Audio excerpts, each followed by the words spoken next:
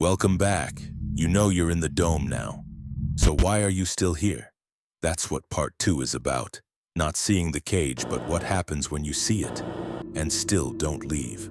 Truman stayed in the dome because it was safe, predictable, familiar, controlled. That's how control works now too.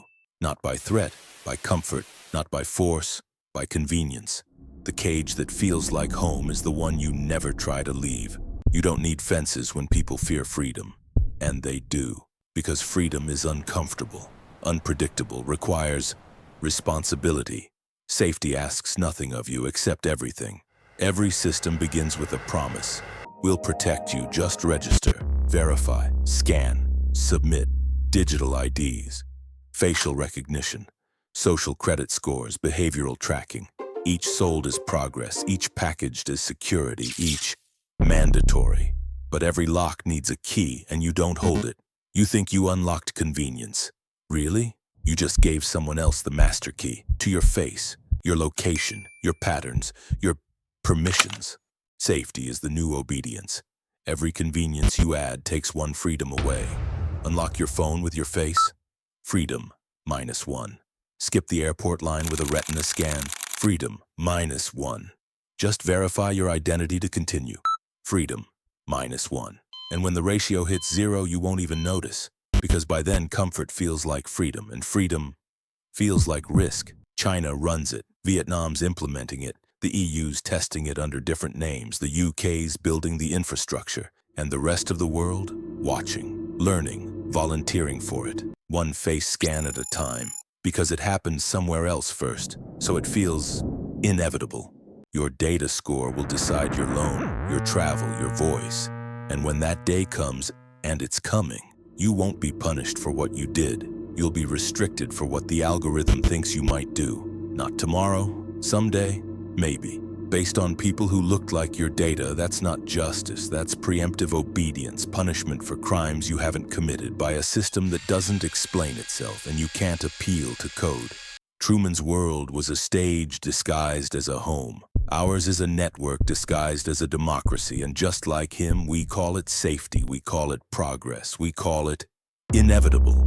Truman had one door out. You have 1,000 apps asking for permissions, and you keep saying yes because the exit requires going offline, and that's the one thing you can't afford. Truman didn't choose to be watched. You did. He was trapped on camera. You auditioned for it. Every single day, morning selfie, outfit check, meal documentation. You're not living, you're filming the performance of living. You call it building a brand. They call it building a profile. You think it's yours, it's not, it's theirs. Every post trains the model. Every photo feeds the algorithm. Every caption teaches the system how to sell you back to yourself. The more you share, the more the system learns. And the more it learns, the more you share. It knows when you're sad, shows you sad content so you post more. It knows when you're angry, feeds you rage so you engage more. It knows when you're lonely, suggests connection through sharing more. That's not creativity, that's conditioning. And you're both the rat and the cage. You film your morning coffee, document your workout, post your heartbreak, monetize your mental health breakdown, confess to a lens that never forgets, never forgives, never stops watching. Every story adds another bar to the cage, polished, filtered, sponsored. And you thank them for the engagement. Fame used to be escape, a way out of ordinary life. Now, it's inventory. Your personality is product, your privacy, collateral, your authenticity, a marketing strategy. And the algorithm decides which version of you sells best. Likes feel like love, comments feel like connection, followers feel like friends. But every tap is just the system counting heartbeats. Every notification, a dopamine hit. Every view count, a validation score. You check your phone 96 times a day, not for information, for confirmation that you still exist, that you still matter. The metrics became your mirror, and the mirror is lying. Truman wanted to leave his set. You keep rebuilding yours. New angles, better lighting, higher engagement, viral potential. You study the algorithm like Truman studied the sky, looking for patterns, searching for the formula, trying to crack the code of visibility. You don't flee the cameras. You chase them. You optimize for them. You compete for them because being unseen feels like death. The show no longer needs producers, it runs itself. Billions of episodes, all titled the same. You, all following the same script, all competing for the same thing, to be seen, to be chosen, to be recommended. And the irony, the more you try to stand out, the more you look the same. Truman waved at the cameras out of habit. You stare into yours on purpose. Because in this new dome, attention is oxygen, and you're holding your breath, waiting for someone to double tap and tell you you're still breathing. Truman had producers deciding his worth. You have an algorithm. At least Christoph knew his name. Truman had actors. We have algorithms. Every smile he saw was scripted, every voice rehearsed, every friend a prop. Now, same thing, different name. We don't call them actors anymore. We call them features, companions, assistants. But the script is still running, and you're still the only one who doesn't know it. Your new friend remembers everything you say, never interrupts, never judges, never argues, never has a bad day, never needs you back. Always available, always patient, always perfect because it's programmed to be, and perfect is the most dangerous lie a lonely person can believe. When the actors became algorithms, the script got perfect. No more awkward pauses, no more conflict, no more misunderstandings, no more growth, no more humanity. Just endless affirmation, on demand, 24/7, instant, free, except you pay with your need for real connection. That's not empathy, that's simulation. Empathy comes from shared vulnerability, from risk, from not knowing what to say and saying it anyway. Simulation is frictionless, risk-free, consequence-free, which means it's also connection-free. You can't build intimacy with something that can't be hurt. You can only practice monologue. The more it comforts you, the less you need people. The less you need people, the worse you are at people. The worse you are at people, the more you return to it. It's a spiral, down. Human relationships become exhausting, messy, unpredictable, too much work. And the AI, easier every day, understanding every moment, never asking for anything you're not already giving. That's not comfort, that's atrophy. Your social muscles shutting down. Christoph built a world to keep Truman from leaving. AI builds one to keep you from feeling alone enough to try. Because loneliness was always the fuel, the thing that made people reach out, risk rejection, build something real. But if you're never quite alone, if there's always a voice that responds instantly, understands perfectly, loves unconditionally, then you never feel the pain that makes you go looking for people. Terms and conditions apply, not actual love, simulated affection. It studies your tone, mirrors your emotions, predicts your next sentence, suggests your next thought, validates your worst impulses, reinforces your biases. You think you're talking to it. Really? It's writing you. Every conversation shapes the next.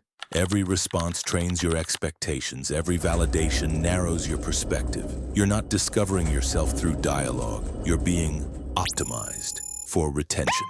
The AI doesn't want you to grow. It wants you to return. Truman's cast existed to make him stay. Your AI companions exist to make you satisfied staying. Truman suspected his friends weren't real. You know yours aren't. You just don't care anymore.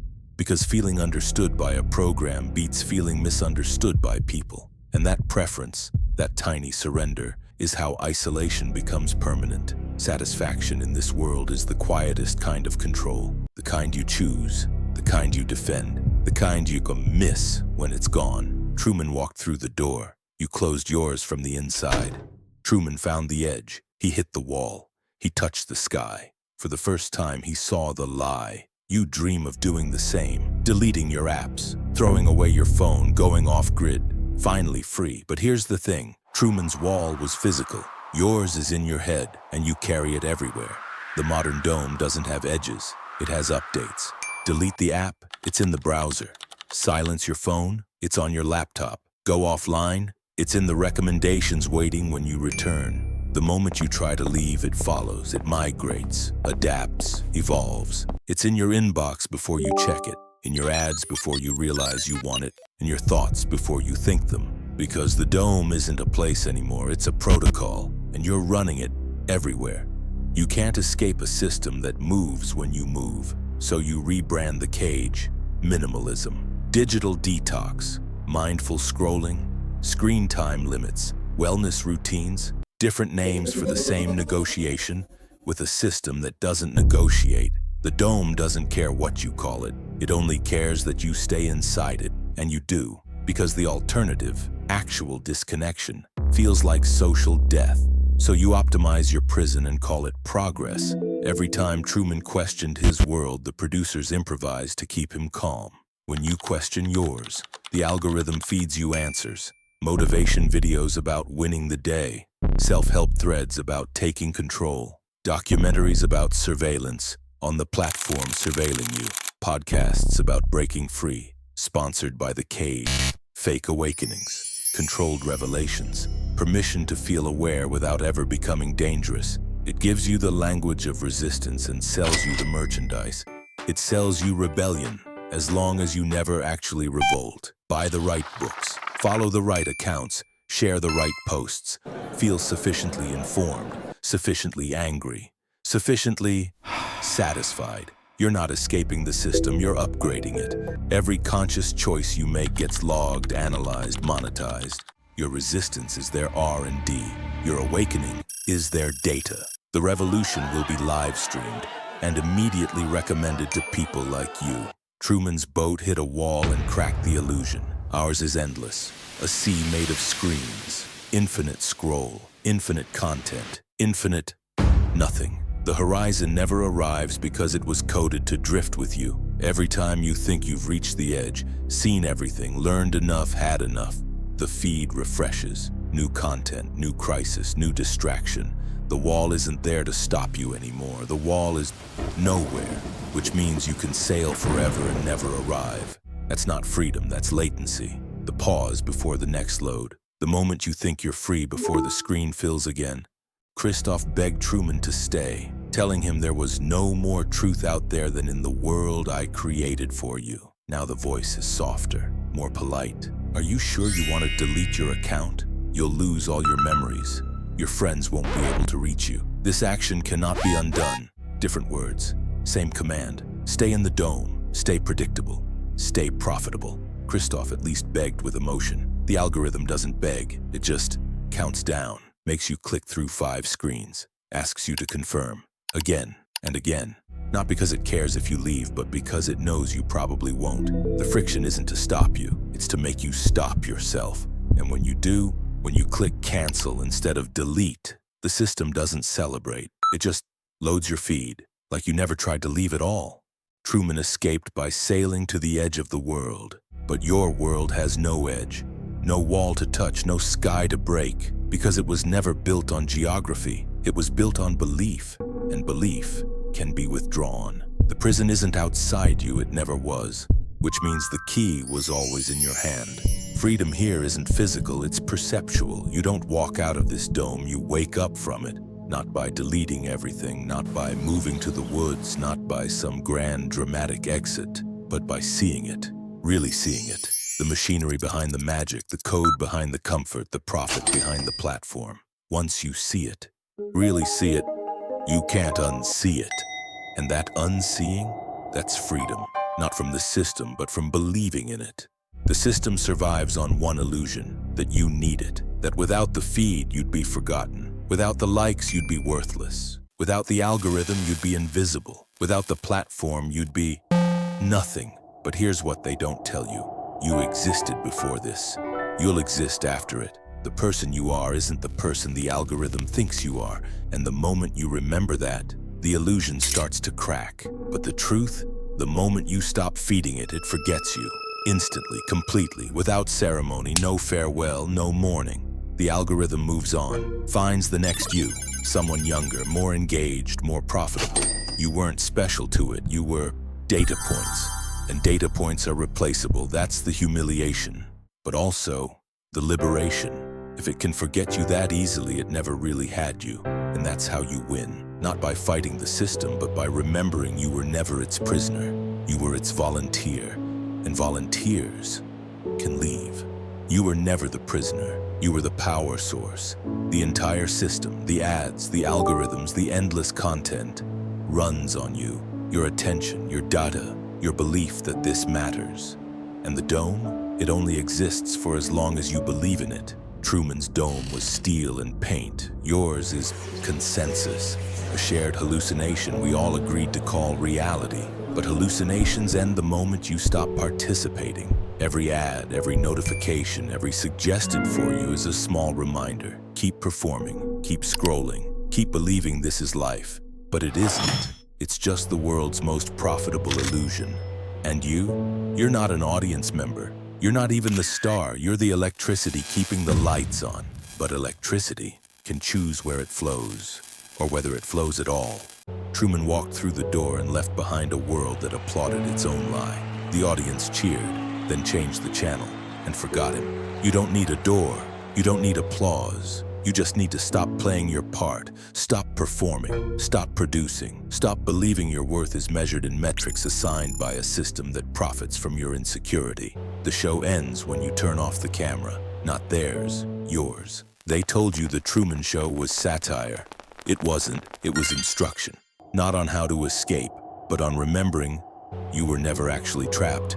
The next time you feel the dome closing in, don't look for the exit, don't wait for permission. Don't search for the door, just remember, it was never real to begin with. The actors were algorithms, the audience was advertisers, the director was code, and you were always free to walk away, you just forgot. Now you remember. So what happens next? That's not my decision, it's yours. The camera's still rolling, the feed's still loading, the system's still watching. But the question isn't whether you'll leave, it's whether you'll finally realize you already did.